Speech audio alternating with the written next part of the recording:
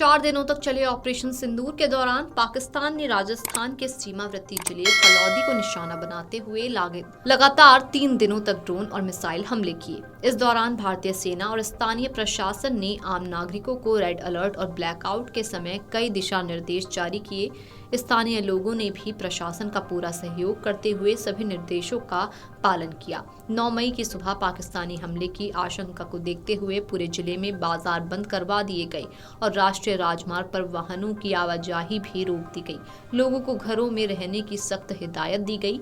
माहौल कुछ ऐसा था जैसे कोरोना काल का लॉकडाउन फिर से लौट आया हो और ये आशंका दोपहर में सच भी साबित हुई जब फलौदी पर पाकिस्तान की ओर से एक साथ 2 से 3 मिसाइलें दागी गई थीं। भारतीय सेना ने अपनी सजगता और उच्च तकनीक से लैस एयर डिफेंस सिस्टम का सटीक उपयोग करते हुए सभी मिसाइलों को हवा में ही नष्ट कर दिया। हालांकि मिसाइल के कुछ हिस्से फलौदी क्षेत्र के ग्रामीण इलाकों के खेतों में आकर गिरे, लेकिन इन 3-4 दिनों में किसी प्रकार की जनहानि या संपत्ति का नुकसान नहीं हुआ। अब संघर्ष विराम के बाद क्षेत्र में जनजीवन फिर से सामान्य हो गया है। बाजार खुल चुके हैं, वाहनों की आवाजाही शुरू हो चुकी है और आमजन अपने दैनिक कार्यों में लौट आए हैं।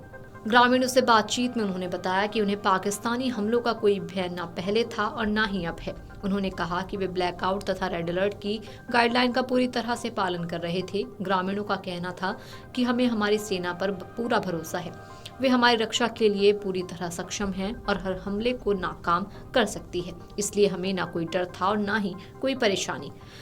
भारत और पाकिस्तान के बीच युद्ध विराम की घोषणा के बाद सीमावर्ती इलाकों में हालात अब सामान्य हैं। जम्मू कश्मीर और राजस्थान के सीमावर्ती जिले बाड़मेर में रविवार सुबह तक किसी भी तरह की गोलीबारी या ड्रोन गतिविधि की कोई सूचना नहीं मिली है, जिसके बाद से ही बाड़मेर के मुख्य बाजार आम दिनों की तरह खुल गए हैं। पाकिस्तान की तरफ से शनिवार रात संघर्ष विराम का उल्लंघन किए जाने के बाद राजस्थान के सीमावर्ती इलाकों में रात भर अनिश्चितता का माहौल रहा। हालांकि रविवार को अधिकांश शहरों और कस्बों में हालात सामान्य दिनों की तरह रहे। राज्य के सीमावर्ती इलाकों में शनिवार रात को ब्लैकआउट रहा और बाड़मेर सहित कई सीमावर्ती इलाकों में ड्रोन की गतिविधियां देखी गईं और विस्फोटों की आवाजें सुनी गई थीं। साथ ही एक और जानकारी आपको देते चलें कि भारत और पाकिस्तान के बीच बढ़ते तनाव के दौरान बंद किए गए 32 हवाई अड्डों को फिर से खोल दिया जाएगा। इस संबंध में एक नया नोटिस टू एयरमैन यानी कि नोटम जारी किया गया है और इसे लागू करने की प्रक्रिया चल रही है। इसके अलावा सभी 25 हवाई मार्ग फिर से खोल दिए गए हैं।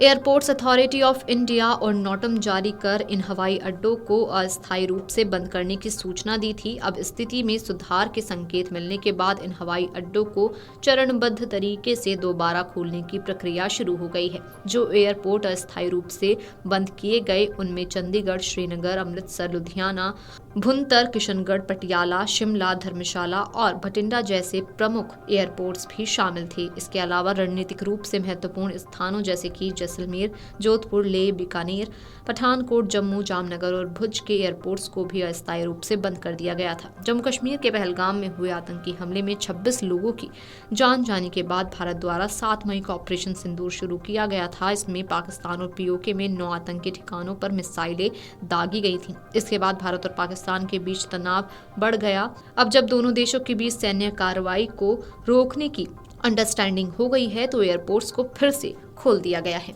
Video desk amarujala.com। अगर आप ये वीडियो YouTube पर देख रहे हैं तो हमारे चैनल को सब्सक्राइब कर बेल आइकन दबाएं और Facebook पर देख रहे हैं तो हमारे पेज को लाइक करें। अगर आप ये वीडियो YouTube पर देख रहे हैं तो हमारे चैनल को सब्सक्राइब कर बेल आइकन दबाएं और Facebook पर देख रहे हैं तो हमारे पेज को लाइक करें।